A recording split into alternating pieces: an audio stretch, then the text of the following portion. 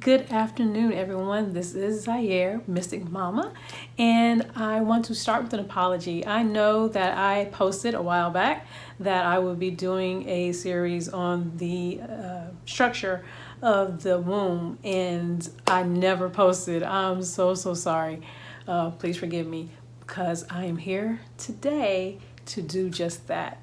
So one of the things that when I was making my notes, I realized that it was quite extensive how far I wanted to go into the anatomy and structure of the womb. So this is going to be over a course of videos. I'm going to keep them short so that it's easy to follow. Okay, so here we are, the structure of the womb. Okay, I have my model here in all of her glory. This is not to scale. It's to scale, meaning size-wise, but as far as color and the different variations of size of structure pieces are completely different. This is an anatomically correct model. Okay, so please be mindful of that, and also be aware that every woman has a different shaped womb. Okay, so let's get into it. The womb. Okay, so to get started, let's understand what's on the outside. Okay, this area right here, this is what's called the mom pubis, which is also the fatty area on the top that covers the vagina. Okay, this is a fatty layer, protects the organ inside. Okay, this is usually where all the hair is, right here on the side. And then when you turn around, see, that's all the fat that's right there. Okay, now some other external features that we can see: we have the vaginal opening, we have what's called the perineum, which is the space from the bottom of the vaginal opening to the anus, and then we have the anus here. Okay, so let's go back to the vaginal lips, vaginal area itself. So we have the vaginal lips here. Now the correct term is inner and outer, or interior and external. So here we have the vaginal lips. Now on this particular model, you don't really visualize it as well. Here, maybe get a little closer. So you have the internal, external, the inner, outer, or what they used to be called was the majora and minora. All right, labia. So this is the labia. This area right here is the external or outer labia, and this inside part is the internal or internal labia, the inner labia, or what was used to be known as the labia minora. Okay, now again, I remind you that these can look different woman to woman. You have some women whose lips are they protrude outside of the vagina. Some are very small, some are very wide, some are very fat. Okay, now the labia, sorry, your name's mixed up. The external labia usually has hair on it. The internal labia typically does not have hair on it. Okay, the other thing too. I'm looking down because I have my notes with me. Okay, so the other thing to know about the external labia is that it goes all the way up structurally to the mom pubis, to this fatty area here. The inner labia goes all the way to the clitoris. Okay, and it's like I said before, it's typically not covered with hair. Okay, now this, can I get it here? Let's see. Yeah, in this model, I don't have a really good clear picture of it, but remember, so the inner labia goes all the way up to the clitoris. The clitoris is like the little button that sits right beneath the clitoral hood, or again, the mom pubis. Okay, the clitoris is a highly sensitive area that typically has around 8,000 different nerve endings. It's made of erectile tissue, glands, blood vessels, and whatnot. Okay, so remember, 8,000 nerve endings in this area. Okay, the clitoral hood is the shaft or the pubis, and then the clitoral hood is what supports the clitoris. So you have this is going to be very rudimentary, and I apologize if it seems a little vulgar.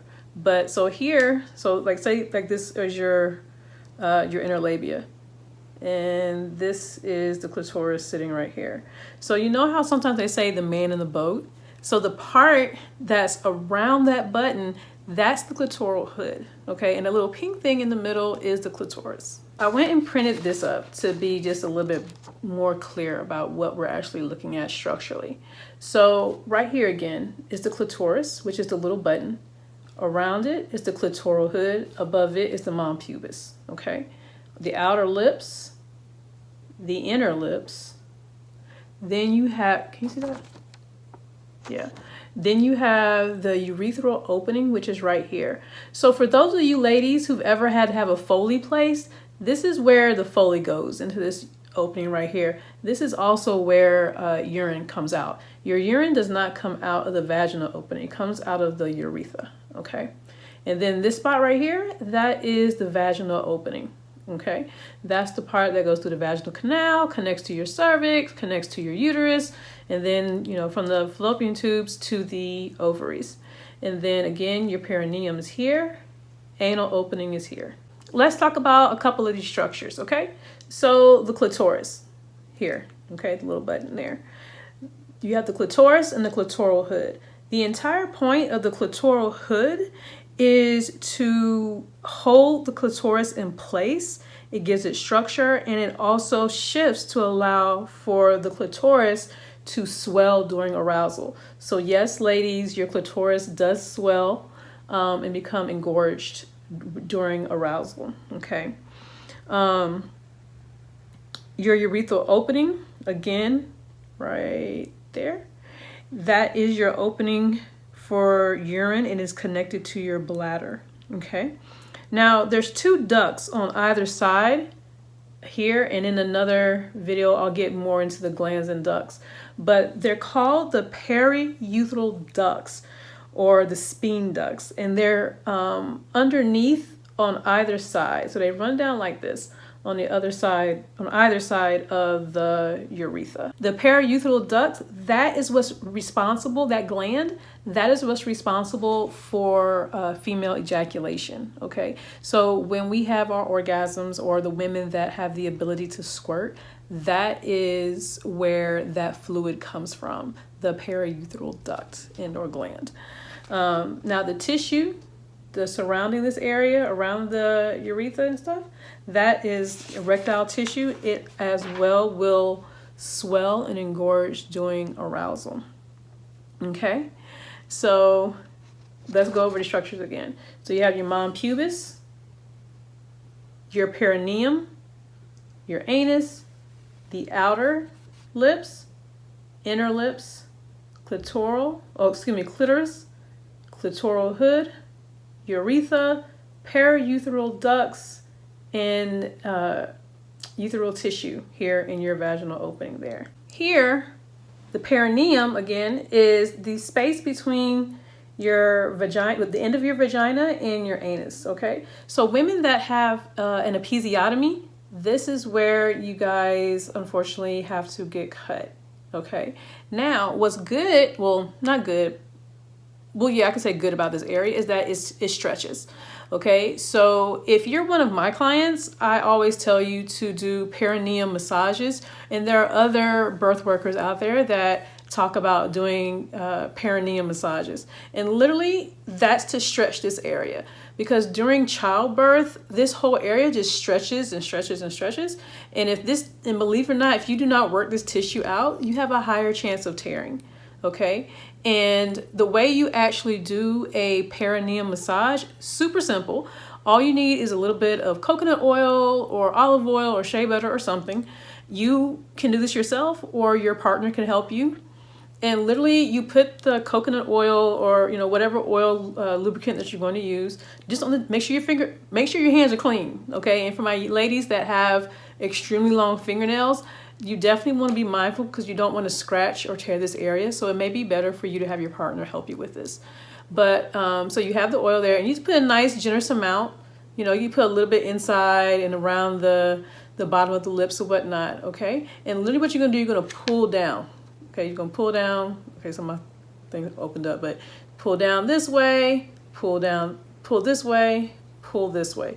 Okay, so literally you want to do it like a clock. So you want to do 3 o'clock, 6 o'clock, and 9 o'clock. And you want to do that a couple of times each day. But you really don't want to start doing that so about week 30, let's say about week 34 or 35. You want to start stretching those areas, okay? And literally you want to do this every night for about 10 to 15 minutes to allow that tissue to stretch a little bit so that you have, again, less chances of tearing during the actual birthing process. That's it for now. The next video will be as far as our trek through the womb is going to be about the actual lower womb cavity itself, which includes the vaginal canal, the cervix, and all the areas and structures, skin cells, and all that good stuff that's in that area. So look forward to seeing you soon. Stay tuned.